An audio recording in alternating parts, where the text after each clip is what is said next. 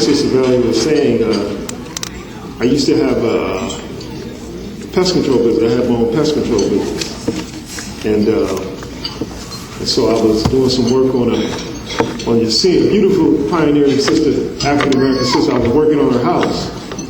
And she said, "Baby, you so sweet." She said, "What's your name?" And I didn't want to tell her because we had a beautiful conversation, and she was just telling me how beautiful I was and how sweet I was, and she knew me as a pest control guy. So I said, "Man, if I tell her, everything's going to change." So I told her, I said, "Well, I don't want to tell you because you might be mad at me." She said, "No, I won't." I said, "Well, my name is Hadid Mohammed, and I'm Muslim. And I attend the Mass here." Because she asked me, "What church do I attend?" So I said, "Well, I attend the Mass here." And then she changed. She said, "You sweet, but I don't know about the Muslims." She said, because I'm a Christian, and I love my Jesus." And I said, "I love Jesus too."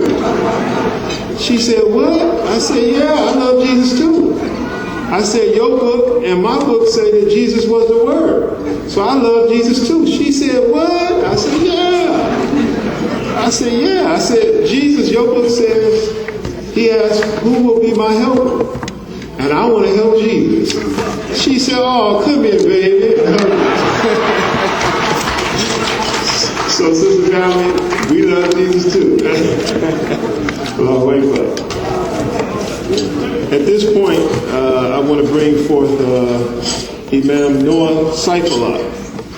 He is an imam and also a businessman.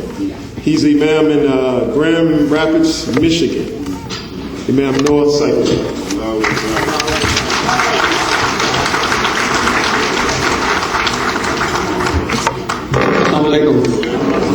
Ashhadu an la ilaha illallah, ashhadu anna Muhammadan Rasulullah. Who bear witness there is no God but Allah, and openly bear witness that Muhammad is his messenger and his servant. I've taken the liberty tonight to write down some stuff. I'm known for being long-winded because I try to pride myself on having a long history, and I got a lot to say and a lot to tell. But I will be brief tonight. You know, I got to share this with you. A couple of my friends is in the audience, and I was reminded by the female that I conducted their wedding 36 years ago. And there you are, Brother Abdul and Sister Dahia. I thank Allah for blessing us stayed together all that time. Alhamdulillah. Praise be to Allah, the Lord of all the worlds. I bear witness there is none worthy of worship except Allah. And I bear witness that Prophet Muhammad was his faithful servant. You know, we're here for Savior's Day today. And I guess I was encouraged to try to give somebody some background on me. I have a tendency to come in and start talking, and sometimes I don't tell people what I do. I've been involved with the community of Islam for a number of years. Some of you that have some age on you, you may remember when they used to recruit Muslims to come to the mosque at that time. They had a Tuesday or Friday fish fry, and then they would go out and they would fish for people. And then you'd come in and you listen to a lecture, and then they'd give you a fish sandwich. If you left before the lecture, then you didn't get the fish sandwich. So I was hanging out in the street and I got quite hungry. I think Abdullah might have went in there with me 1 or 2 times. We'd go get that fish sandwich and then we'd be ready. So that was my first introduction to Islam. And I thank Allah for blessing me to go down that path. Sometimes I joke about it, and I think it's very funny, but I got to say it was very effective. Those brothers was out there doing their work and doing their job. They brought a lot of people into the masjid. Yes, sir. Yes, sir. In the course of my short time, I also want to share with you that I've been quite active in several different fields. I was an administrator for the Grand Rapids Public Schools for 28 years. I was the executive administrator in charge of community involvement and community organization. I also ran elementary schools. I ran inner city middle schools, and been involved in the structure of the Grand Rapids Public Schools for about 30 years. So I have an extensive background in terms of dealing with urban issues and urban people. And this is going to lead up to what I'm talking about here today, so it's not too far-fetched. The other thing that I was very instrumental in, and I think I can claim some degree of success in doing, is that I led the development of multi-million-dollar projects in Grand Rapids. On several occasions, Imam Deen Mohammed came through, and he liked what we did. Some of you are familiar with the Maya supermarkets that's throughout this country, probably in western Michigan. We had orchestrated a contract where we was going to supply 5 states, 5 Maya stores, 5 states where Maya stores are located with allowed products. They was going to carve out a section as they build new stores, and they was going to have a allowed station, just like they do for Jewish meat. They was going to do the same thing for us. And Allah had blessed us to go in and make that negotiation, and it was going pretty well. But like everything else, you get complication, and then we had a good idea, but the people on the other end are supposed to help us execute it. They went haywire somewhere else. I don't know who they were, so nobody has to feel guilty because I don't know who it was, but some kind of way they jammed up. That was a multi-million-dollar business for us as a community because the Imam had orchestrated that, and we made it happen. So we not only have I done that, and sometimes I share this with you because some people think that we as Muslims, that's all we do is engage in prayer, salat, and we really don't know about the real world. But we be in the real world. A lot of us here that got a background in it, as they say, if you knew the whole story, it'd blow your mind. Because we've had some things that we've done. So I was engaged in doing real estate development. We did multi-million-dollar developments. I did a housing complex that was comprised of 145 houses scattered in site. One of the only urban developments that was built, managed, and owned by a person that was indigenous to the community.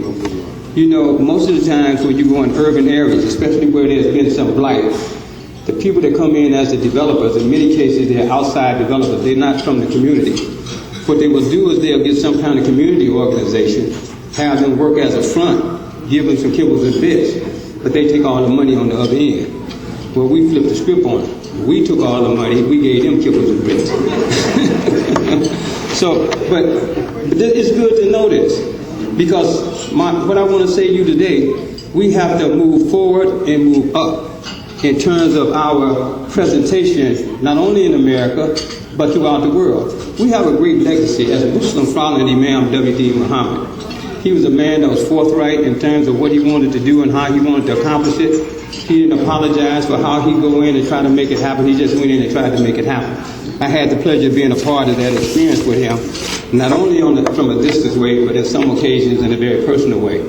And I think that as we think about Savior's Day today, I would hope that we think about it in a practical way, not just somebody that's going to come rescue and going to save us, but as a way by which we continue to evaluate what we're doing and think about where we're going and how we can grow and we can build on what we've already established and go further and further and further on.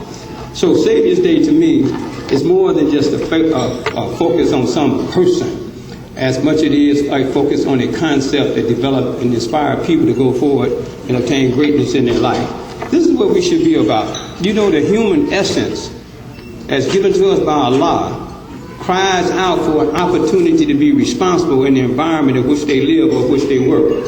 Sometimes people think people are lazy, they don't want to work. But most of us in this room and many that's outside this room, given the opportunity to do pride making good work, they'll go to work. They have no problem with that.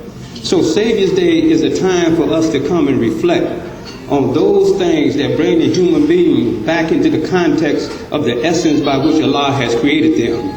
So they get to know themselves. They get to understand the dynamics of life.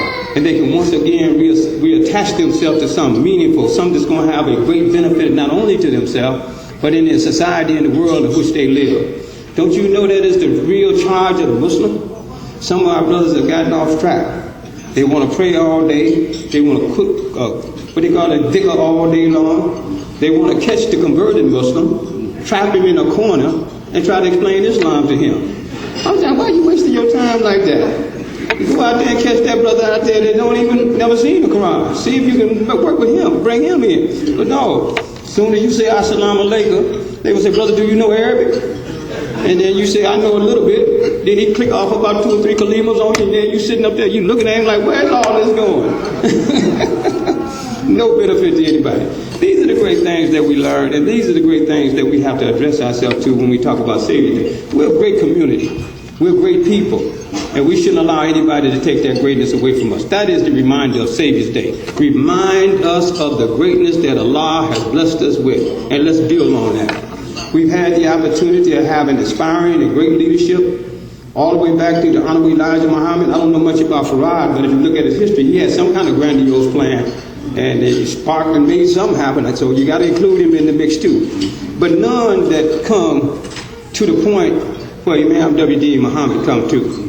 They did CIA, I understand, investigations of his talks to see what impact it would have on the psychology of the people in urban areas. So he's not just a man that just passed through this way teaching religion. He was a man that was bringing about the change in the human soul and the human essence, so that which Allah had promised us will have a home by which it can come to rest, and then we can develop into that person, that being that Allah intended for us to have.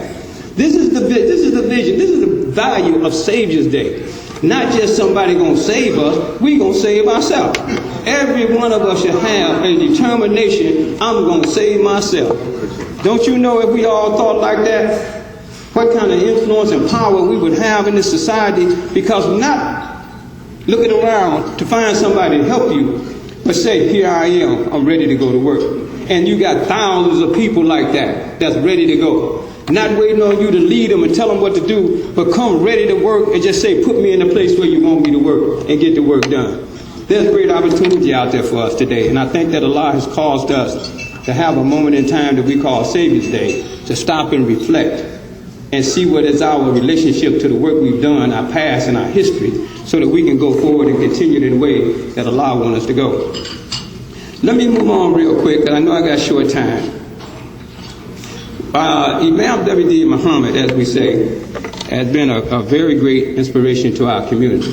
But you know, he wasn't a selfish man. He wasn't the kind of guy to say, I gave you this, so you make sure you tell everybody I gave it to you. You know, one time he told me, he said, look, I don't care if somebody take my stuff and repeat it. He said, I ain't got no copyright on it like that. He said, but don't let them claim that they came up with it. Say, you can use my stuff, but don't tell them who you got it from, but don't claim you came up with it. So he was very generous in how he allowed people to look at, to deal with his knowledge. Yes. Well, when we look at Imam Deen Muhammad, one of the things he said is that in order to solve our problem, we have to have value in our own creation to make it through this life. If you don't have value in yourself, you will have a very difficult time making it through this life. You will come in contact with people who make a bruise on your soul just in the way that they talk to you, they treat you, and they don't respond to you in the way that you need to be responded to motivate you and keep you going forward. So Savior's Day, once again, is one of those times when we can reflect. Why did Allah create me? What is my purpose? What is my destiny? These are the questions we should ask ourselves on an ongoing basis. How many times have you looked at yourself and you looked at this community and you said we should be doing more? And then when you say the we, you find a whole bunch of other people to blame for why we are not making the advances that we need to be making. How many times have you looked at yourself and said, I need to be doing more. I need to be committing more. I need to be giving more to my community and to the opportunities that we have. This is the challenge that's before us today. We are a community. When you look at our demographics, the Muslim community represented here today, we are an aging community. Have y'all looked around and seen all these gray beards here? Where's the youth at? That's not a criticism. Everybody do that. You can go to the NAACP meeting, they saying the same thing. Where the youth at? But the thing of it is that we have grown to the point where all that we have learned and accumulated